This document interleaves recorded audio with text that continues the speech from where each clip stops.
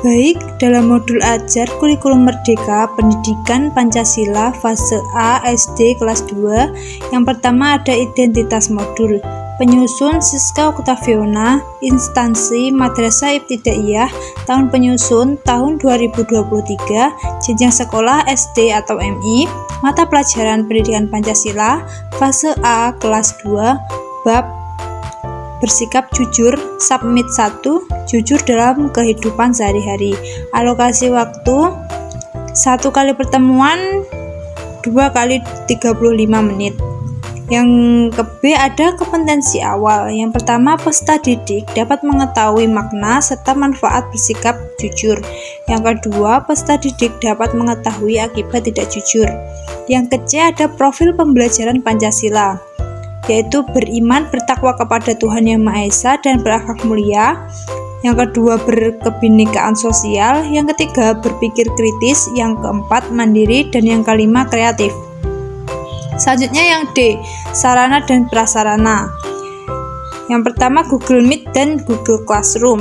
Alat pembelajaran PowerPoint, sumber belajar dari buku siswa pendidikan kewarganegaraan untuk SDMI kelas 2, penulis Nuruddin Parman Eko Setiawan, video pembelajaran, internet, dan latihan soal. Selanjutnya E, target peserta didik. Peserta didik reguler atau tipikal, umum, tidak ada kesulitan dalam mencerna dan memahami materi ajar. Peserta didik dengan pencapaian tinggi, mencerna dan memahami dengan cepat, mampu mencapai keterampilan berpikir asas tinggi atau HOTS. Yang ke F ada pendekatan, model, dan metode pembelajaran. Pendekatannya pendekatan pembelajaran kooperatif, model daring atau online, dan metode ceramah, tanya jawab, dan penugasan. Selanjutnya ada komponen inti, ada capaian pembelajaran, mengidentifikasi pengertian jujur, manfaat jujur, serta contoh penerapan jujur dengan dalam kebutuhan kehidupan sehari-hari. Yang kedua ada tujuan pembelajaran. Yang pertama, peserta didik dapat memahami sikap jujur dalam kehidupan. Yang kedua, peserta didik dapat menyebutkan manfaat dari bersikap jujur. Yang ketiga, peserta didik dapat mengetahui contoh penerapan jujur dalam kehidupan sehari-hari. Yang ke C, alur tujuan pembelajaran. Yang pertama, meningkatkan pemahaman peserta didik tentang pengertian jujur yang ada di kehidupan. Yang kedua, meningkatkan pemahaman peserta didik terhadap manfaat dari bersikap jujur. Yang ketiga, meningkatkan kemampuan peserta didik dalam contoh penerapan jujur dalam kehidupan sehari-hari. Yang ke D, persiapan pembelajaran. Yang pertama, guru menyiapkan sarana dan prasarana yang dibutuhkan selama kegiatan pembelajaran. Yang ke E, ada pertanyaan pemantik. Pertanyaannya yang pertama, apa akibat jika bersikap jujur tidak diterapkan dalam kehidupan sehari-hari? Yang kedua, mengapa sikap jujur perlu diterapkan dalam kehidupan? Yang ketiga, apa manfaat yang terkandung dalam bersikap jujur? Yang ke F, ada kegiatan pembelajaran. Kegiatan pembelajaran yang awal, yang pertama ada guru membagikan link Zoom meeting kepada peserta didik melalui grup WhatsApp. Yang kedua, guru mengaktifkan rekaman kegiatan pembelajaran. Yang ketiga, guru mengucapkan salam, berdoa bersama peserta didik untuk memulai pelajaran. Yang keempat, guru mengecek kehadiran peserta didik. Apresiasi, yang pertama, guru memberikan gambaran yang dikaitkan dengan materi tentang bersikap jujur. Yang kedua, guru memberikan pertanyaan pemantik dalam memberikan materi. Kegiatan inti yang pertama, menyampaikan tujuan dan motivasi. Peserta didik mendengarkan tujuan pembelajaran yang disampaikan guru. Guru memberitahukan manfaat kegiatan hari ini di kemudian hari ketika mereka dewasa dan bermasyarakat. Yang kedua, mengorganisasikan peserta didik untuk belajar. Guru memberikan tugas kepada peserta didik, kemudian peserta didik mengumpulkan tugas tersebut ke dalam Google Classroom. Yang ketiga, menyampaikan materi. Melalui Zoom meeting, guru menjelaskan tentang pengertian bersikap jujur dan manfaatnya. Melalui Zoom meeting, guru menampilkan video contoh sikap jujur. Peserta didik mengamati penjelasan yang diberikan oleh guru. Peserta didik diberi pertanyaan, apa yang kalian ketahui tentang bersikap jujur? Peserta didik diarahkan untuk berpikir mengenai pengertian bersikap jujur. Peserta didik diberi pertanyaan, apa yang kalian ketahui tentang manfaat bersifat jujur? Lalu peserta didik memahami materi yang disampaikan oleh guru. Yang keempat, diberi tugas mandiri. Peserta didik diberi tugas untuk mengerjakan soal-soal tentang materi sikap jujur, lalu jawaban tersebut dikumpulkan melalui Google Classroom. Yang kelima, mengevaluasi. Melalui Zoom meeting, guru bertanya kepada peserta didik tentang materi yang telah disampaikan. Guru memberikan tanggapan terhadap jawaban dari peserta didik. Guru mengevaluasi hasil belajar individu, dan guru menilai hasil pekerjaan peserta didik. Selanjutnya yaitu kegiatan penutup. Menyimpulkan materi yang dipelajari. Melalui Zoom meeting, guru bersama peserta didik membuat kesimpulan mengenai kegiatan pembelajaran yang sudah dilaksanakan. Melalui Zoom meeting, guru menutup pelajaran dengan memberikan penguatan motivasi dan berdoa. Melalui Zoom meeting, guru mengingatkan kepada peserta didik untuk mengumpulkan tugas di Google Classroom, kemudian guru menutup Zoom meeting tersebut. Lalu ada umpan balik. Peserta didik diberi kesempatan untuk menanyakan tentang materi yang belum dimengerti. Guru menanyakan, apa ada yang belum mengerti dari pembelajaran hari ini anak-anak? Selanjutnya ada refleksi. Peserta didik bersama guru mengungkapkan pesan, kesan, saran, dan merefleksi pembelajaran. Kesan guru, kalian semua termasuk anak yang pintar dan hebat karena sudah semangat untuk mengikuti pembelajaran hari ini. Pesan guru, setelah pembelajaran ini kalian diharapkan dapat memahami dan menerapkan sikap jujur ini dalam kehidupan sehari-hari. Selanjutnya ada tindak lanjut. Peserta didik diberi tugas tentang materi berikutnya. Pesan moral, berdoa bersama, salam penutup. Yang E, asesmen atau penilaian, diagnostik, pertanyaan pemantik sebelum pembelajaran dimulai. Formatif, penilaian proses, observasi sikap, performa berupa kerjasama, keterampilan, dan pengetahuan selama kegiatan pembelajaran. Yang G, ada kegiatan pengayaan dan remedial. Pengayaan, peserta didik dengan nilai rata-rata dan nilai di atas rata-rata mengikuti pembelajaran dengan pengayaan. Remedial, diberikan kepada peserta didik yang membutuhkan bimbingan untuk memahami materi atau pembelajaran mengulang kepada siswa yang belum mencapai CP. Assalamualaikum warahmatullahi wabarakatuh. Waalaikumsalam. Selamat pagi anak-anak. Pagi Bu. Bagaimana kabar kalian hari ini? Alhamdulillah sehat.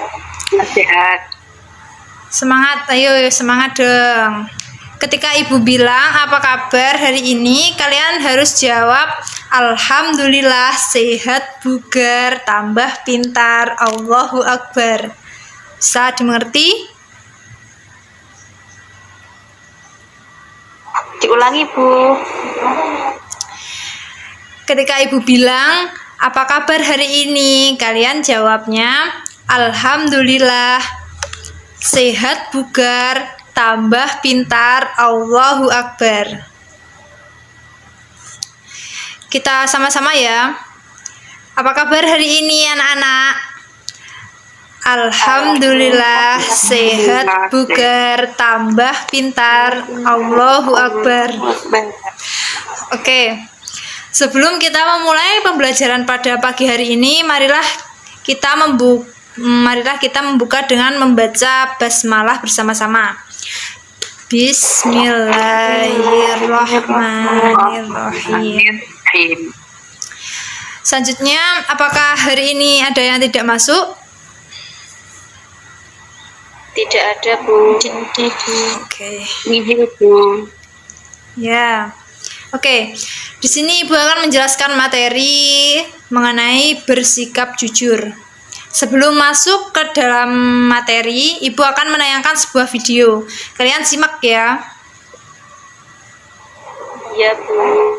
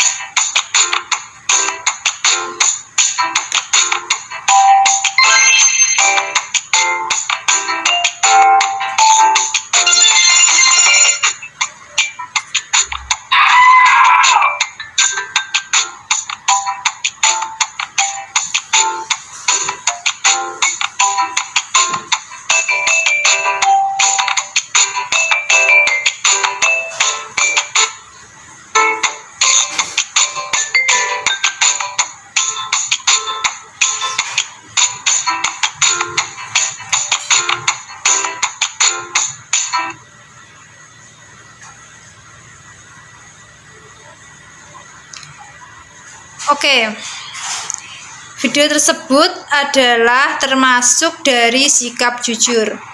Apakah kalian tahu jujur itu apa? Siapa yang tahu arti dari jujur? Saya, Bu. Ya, silakan. Jujur itu berbicara dengan apa adanya. Ya.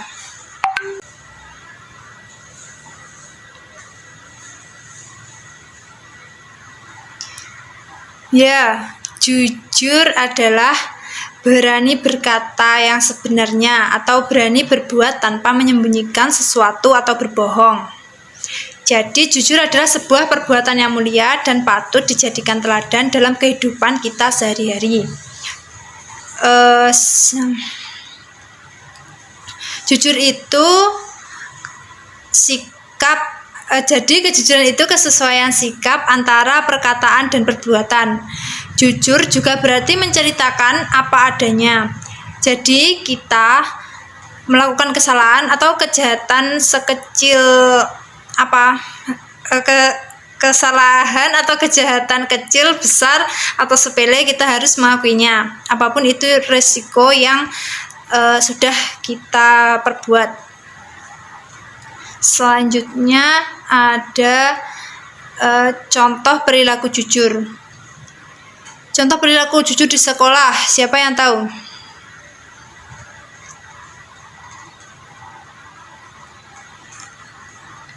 Bisa dibaca ya ini. Contohnya, tidak menyontek saat sedang melaksanakan ulangan. Itu adalah salah satu contoh sikap jujur di sekolah. Ketika ada ulangan di kelas tidak boleh menyontek, karena menyontek itu adalah salah satu perbuatan yang tidak jujur, karena kita telah mengelabui Bapak Ibu guru. Perbuatan menyontek dapat merugikan diri sendiri karena kita tidak akan bisa menguasai pelajaran sampai kapanpun apabila kita menyontek saat ulangan, dan itu adalah perbuatan yang tidak jujur. Selanjutnya, contoh perilaku jujur di rumah yaitu ada mengembalikan uang kembalian hasil belanja kepada orang tua. Apakah kalian pernah disuruh ibu kalian untuk membeli sesuatu di warung? Pernah. Ya. Kadang uang yang diberikan ibu kalian setelah belanja masih ada sisa yang cukup banyak kan? Terus apa yang kalian lakukan dengan uang kembalian itu? Kembalikan lagi kepada ibu. Apa iya?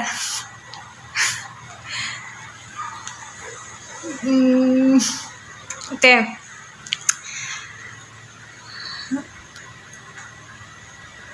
Jika kalian mengembalikan kepada ibumu dengan jumlah yang utuh, berarti kamu telah berbuat jujur.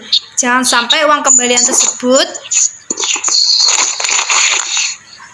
kamu gunakan untuk jajan sebelum meminta izin pada ibumu, apalagi melaporkan bahwa tidak ada uang kembalian sedangkan kenyataannya ada sisa. Itu adalah termasuk perbuatan tercela karena kalian telah membohongi ibu kalian, dan itu adalah perbuatan dosa. Selanjutnya, contoh perilaku jujur di masyarakat. Siapa yang tahu contoh perilaku jujur di masyarakat? Saya, Bu. Ya. Apa? Contohnya itu tidak mencuri barang milik orang lain. Ya. Ada yang tahu lagi contoh perilaku jujur di masyarakat?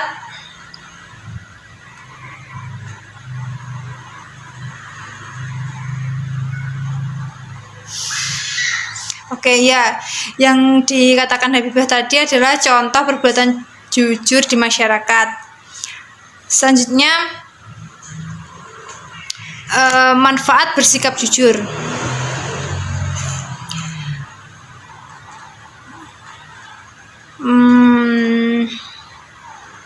Yang pertama, bisa meraih kesuksesan. Terus yang kedua, dipercaya banyak orang. Dipercaya banyak orang. Salah satu manfaat bersikap jujur dalam kehidupan sehari-hari adalah bisa mendapatkan kepercayaan banyak orang. ketika seseorang memiliki kepercayaan, itu juga dapat menguntungkan kita. Misalnya kita jujur dan seseorang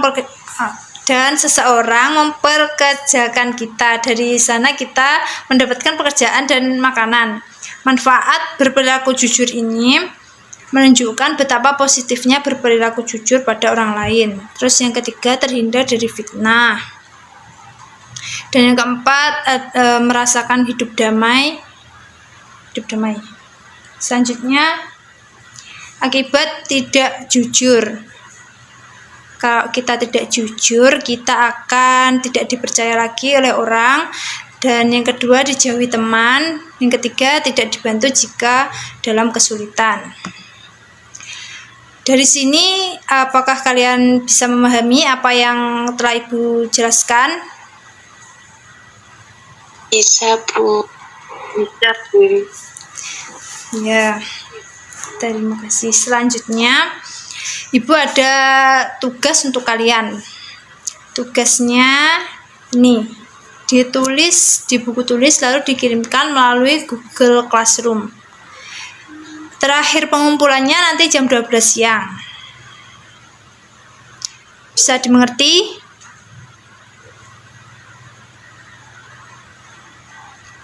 Bisa, Bu. Ya.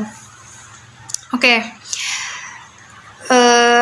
Baik, dari materi yang itu saja materi yang dapat Ibu sampaikan. Selanjutnya kita tutup dengan membaca hamdalah bersama-sama. Alhamdulillahirrabbilalamin. Baik, terima kasih Ibu akhiri. Wassalamualaikum warahmatullahi wabarakatuh. Waalaikumsalam warahmatullahi